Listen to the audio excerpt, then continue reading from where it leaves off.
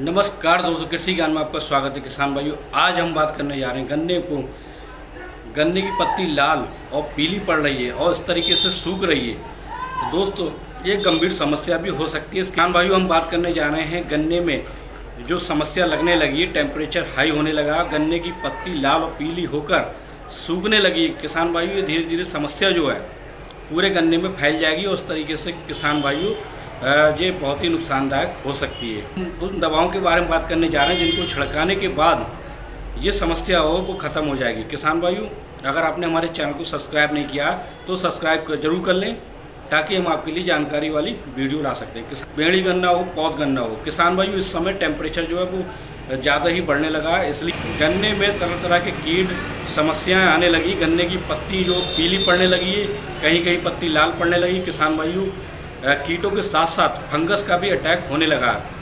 इस तरीके से किसान भाइयों, हमें शुरुआती अवस्था में अपनी गन्ने की फसल को सुरक्षित रखना है। और सबसे पहले हम बात करने जा रहे हैं किसान भाइयों, जब गन्ने में हम पहली सिंचाई लगाते हैं, सिंचाई लगाने के बाद जब इस तरह की समस्या आती है, गन्ने की पत्ती पीली पड़ रही है, सिकुड़ रही है और धीरे धीरे सूखने लगी है, तो किसान भाइयों उन दो दवाओं का हमें प्रयोग करना है। किसान भाइयों, किसी भी स्प्रे करने के लिए किसान भाई गन्ने में नमी होना बहुत ही आवश्यक है, इसलिए हमें गन्ने की पहले सिंचाई कर देनी चाहिए।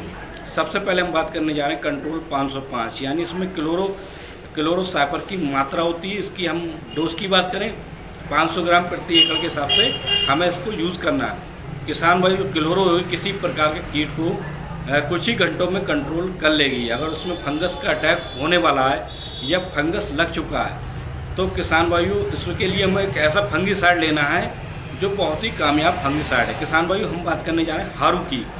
हारू में जो टेक्निकल होता है टैबुकोनाजोल प्लस सल्फर, यानी सल्फर की मात्रा 65% होती है, टैबुकोनाजोल 10% होता है। और इसलिए हम बात करने जा रहे हैं किसान भाइयों, इसकी हम मात्रा की लगभग 500 ग्राम प्रति एकड़ के हिसाब से हमें इसका इन दो दवाओं का घोल बनाकर स्प्रे कर देना है। उसका फंगस का जो अटैक है वो कंट्रोल हो जाएगा। दूसरा जो उसमें कीट लगने वाला जैसे सुंडी की समस्या या कोई और समस्या है वो भी समाप्त हो जाएगी। इसलिए इन दो दवाओं का हम प्रयोग करके जरूर देखेंगे। किसान भाई, उन दो दवाओं का हमें प्रयोग करना है और इस तरीके से इसको शुरुआती अवस्था में ही हमें कंट्रोल करना है।